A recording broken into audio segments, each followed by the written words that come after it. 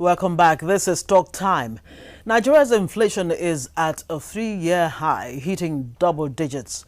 And with the latest data released by the National Bureau of Statistics, inflation rose to 11.4% in February, after the stability witnessed the previous month. Now, this simply means that you and I are paying more than we used to for goods and services. Yes, that's a very simple way of defining exactly what inflation is, rather than going academic on it this morning.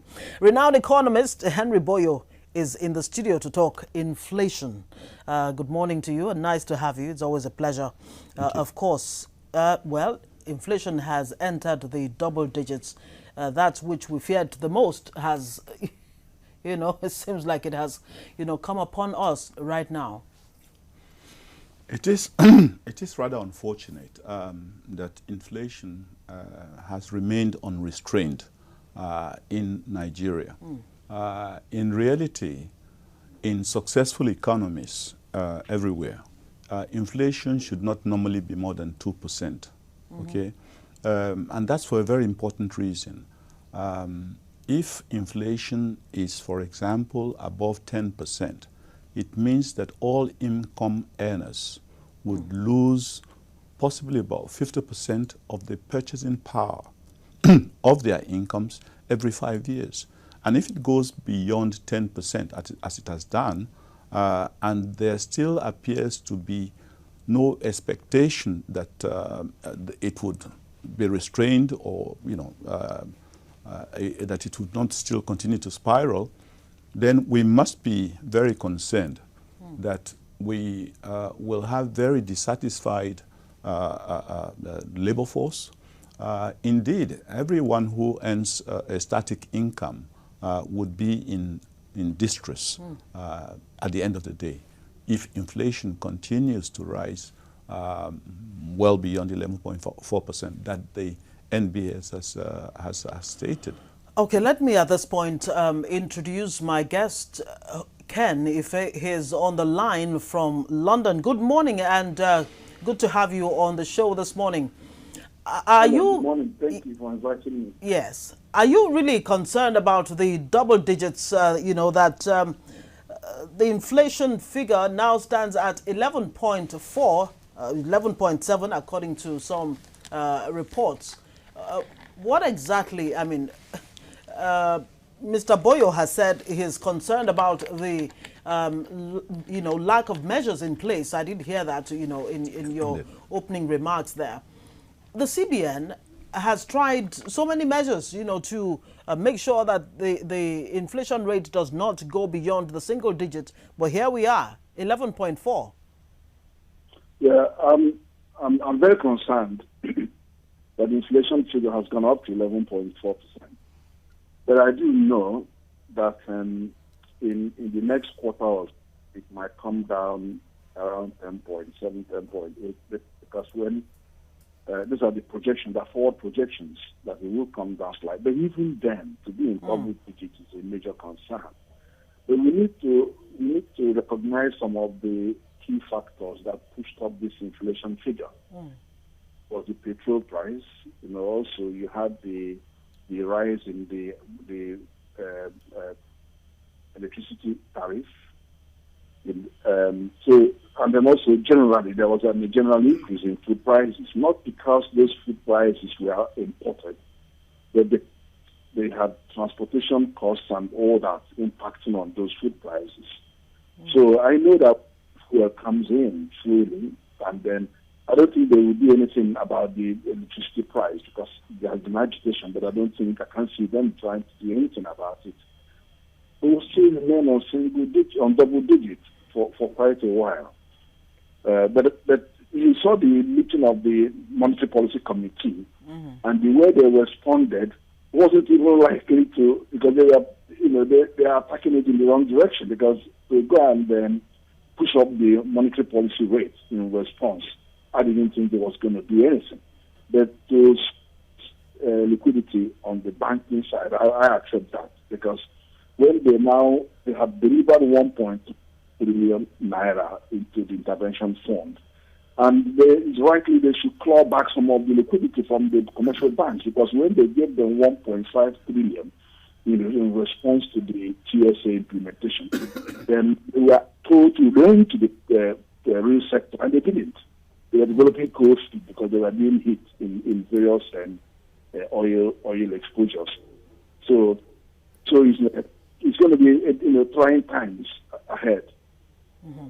Indeed, but let me come back to my guests in the studio. I mean, Ken Ife seems to have hope that it will come down to 10 point something. I mean, that's still a double digit. How much difference really would, would it make going down from 11.5% to 10 point, whatever figure? And he's talked about the MPR too, and how much or little impact that is actually making, something that the committee, came up with. You've asked a lot of questions, but I think the important thing is never to take your eyes off the goal. We should not. You see, we as a country, we want to be like the eagles, the first world. Okay, so we should be, excuse me, we should be expected to also do those things that they do in the first world in order to be able to be in that class. Mm. In those economies, you don't have inflation usually going beyond 2%. When it gets to 3%, it is crisis for the reasons that I explained earlier. Mm. Okay, that is why the CBN is given the mandate with a constitutional instrument, which is the 2007 Act, to have total responsibility for monetary policy. And the most important objective of monetary policy is to restrain inflation at reasonable best practice rates. Okay. Sorry to cut you there. When you say to restrain inflation, I mean, you're talking about a deliberate policy here to make sure that the value of the naira does not go beyond a certain level. Shouldn't it really be a function of demand and supply? Absolutely. That is the reason why the basic definition of inflation is too much money chasing too few goods. So you have a demand, and of course the demand is unsatisfied in spite of the fact that you have so much money chasing these goods. So if you have this ratio of a smaller number of goods and a huge number of huge amount of money, you will invariably have inflation. The reality, therefore, that you have consistently remained incapable of managing inflation to best practice levels of 2% is clearly the result of your inability, or the inability of the central bank, which has the responsibility for this, to keep money supply within reasonable limits. That is the reason why you have, on a continuous, never-ending basis, the central bank is forever mopping up excess liquidity. I want to ask you, isn't there a contradiction here if the real sector says there's no money to borrow, where it is available, it is so expensive? On the other hand, the CBN holds that there is so much money in the system, such that it has to do something that would be counterproductive. In other words, you would want to debar people from borrowing, and in doing so, they raise the monetary policy rate, as Ken has said. If you have a situation where you have a huge level of unemployment and you intend to be able to create economic activity, industrial activity, you want people to be able to spend money. When they spend money, they create what you call consumer demand. So what is responsible for these contradictions that you talk about? I mean, the real sector is complaining there are no funds. The CBN is saying too much money sitting, that I have to even borrow it back. Exactly. What exactly is wrong here? Well, I think they in order to determine what is wrong, it's probably easier to determine who are the beneficiaries of this wrong system, because you will understand that the beneficiaries of a skewed system would want it to subsist so that they can continue to take their pound of flesh, so to speak. And you will find that the main beneficiaries of CBN's excess liquidity surfeit, constant excess liquidity surfeit, are the banks predominantly. Okay? In the first quarter of this year, the CBN has already mopped up about 1.5 trillion naira out of the system.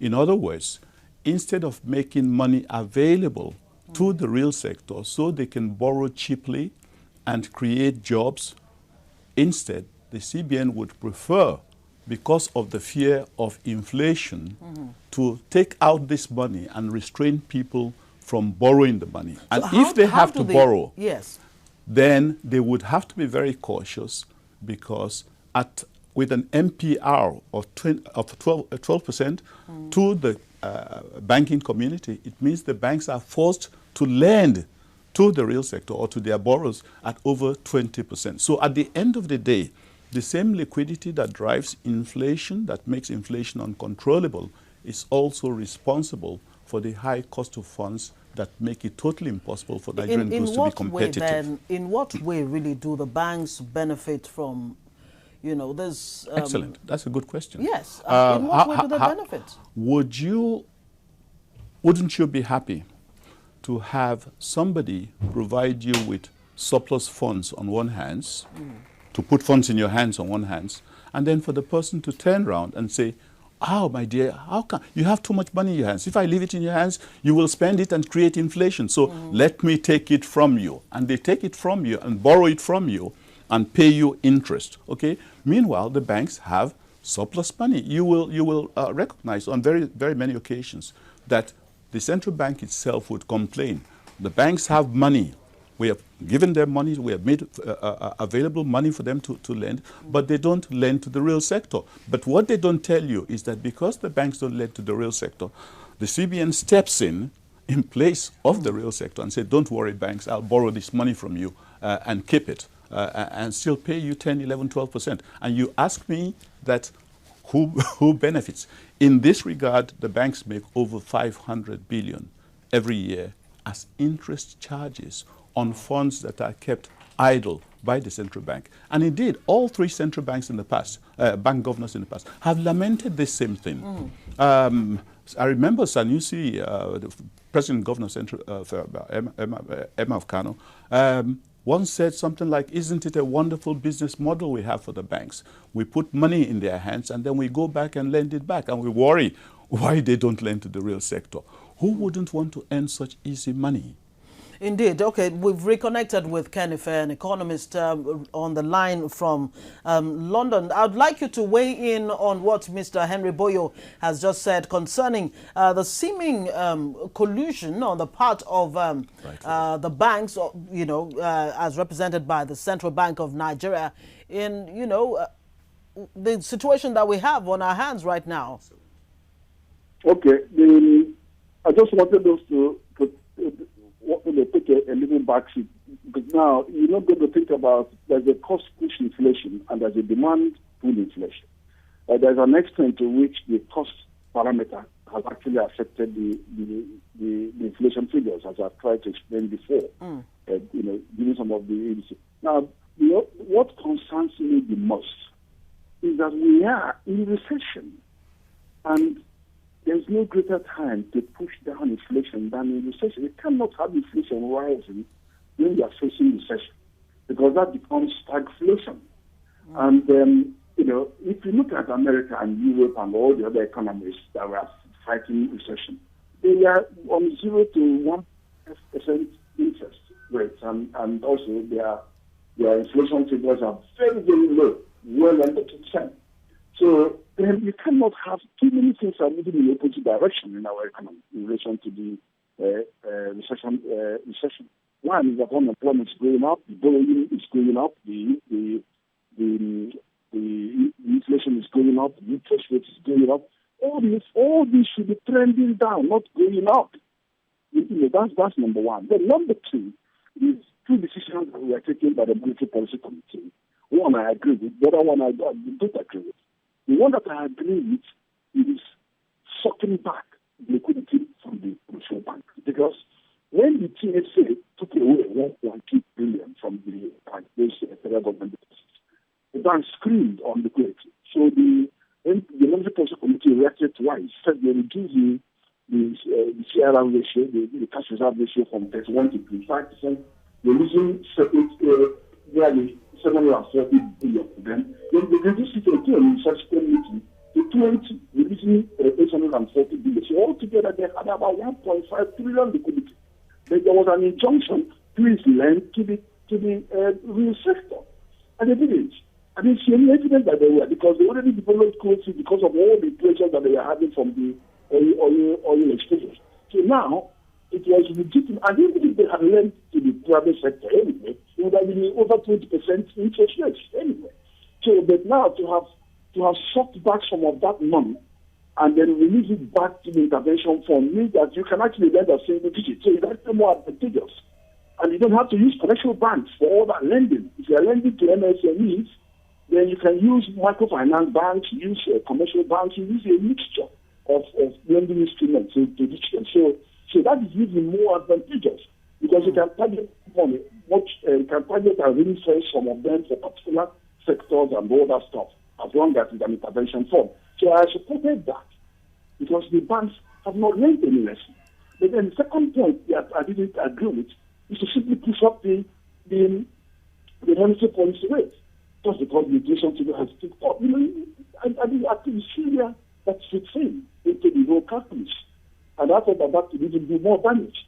Because when you do that, whatever the tension the banks have to lend to the private sector, they will push it up, in inflation.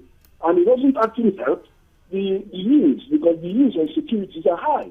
And the part of the argument about bringing down the NPI rate is to help push down the price of the yields. And it did succeed, because it started moving down from 14 to 15, down to 12 to 13, 11 to 14. So but now everything is going to be trending up. So that's my concern. Okay, let me come back to my guest in the studio. He did say something there, that it's during a recession that you actually control inflation, if I got him right, and you seem to agree with some of the points he was making there. You